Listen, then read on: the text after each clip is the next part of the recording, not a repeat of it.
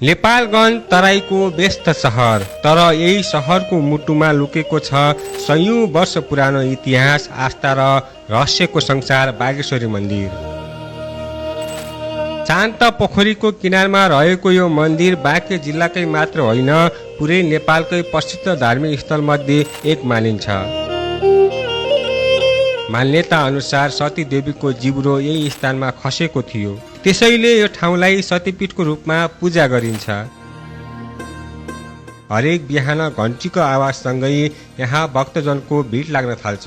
कसैले सुक्ख माग्छन्, कसैले शान्त, कसैले जीवनमा शान्ति। भनिन्छ साँचो मनले मागेको इच्छा बागेश्वरी माताले अवश्य पूरा गर्छिन्। मन्दिर परिसरभित्र रहेको ठूलो पोखरी यस क्षेत्रको अर्को आकर्षण हो। त्यही पोखरीको बीचमा रहेको जुङ्गे महादेवको दुर्लभ मूर्ति आज पनि रहस्य बढेर उभिएको छ। जुङ्गा भएको शिवको मूर्ति नेपालमै कम ठाउँमा मात्र देख्न पाइन्छ, त्यसैले यहाँ आउने धेरै भक्तजन पहिले जुङ्गे महादेवको दर्शन गर्छन्, त्यसपछि बागेश्वरी माताको पूजा। दशैं, तीज, शिवरात्रि र रामनवमीमा पुरै क्षेत्र भक्तजनले भरिन्छ।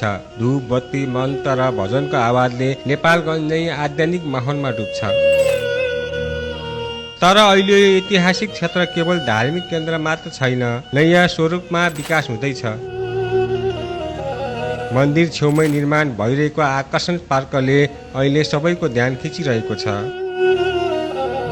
पार्कभित्र गाई, बाघ, हात्ती र गैंडाका ठूला कलात्मक आकृति बनाइँदैछन्। बालबालिकादेखि वृद्धसम्म सबैले रमाउन मिल्ने गरी पार्कलाई आधुनिक शैलीमा सजाइँदैछ।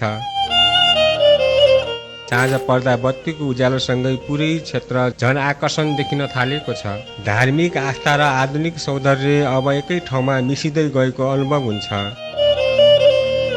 अझ रोचक कुरा त के छ भने बागेश्वरी मन्दिरबाट करिब 100 मिटरको दूरीमा नेपालकै अग्लो हनुमान मूर्ति निर्माण भइरहेको छ।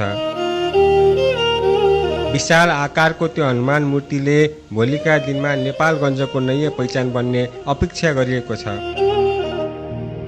टाढैबाट देखिने विशाल हनुमान छेउमै ऐतिहासिक बागेश्वरी मन्दिर र आधुनिक पार्कको सुन्दर दृश्य, यी सबै नेपालगञ्जलाई धार्मिक तथा पर्यटकीय केन्द्रको रूपमा नयाँ उचाइतर्फ लैजानेछन्।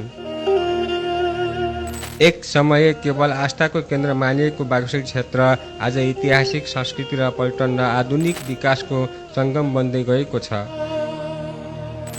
पुरानो इतिहासलाई जोगाउँदै नयाँ भविष्य निर्माण गर्दै बदलिँदैछ हाम्रो नेपालगञ्ज। बागेश्वरी क्षेत्र जहाँ आस्था, रहस्य र विकास एकै ठाउँमा भेटिन्छ।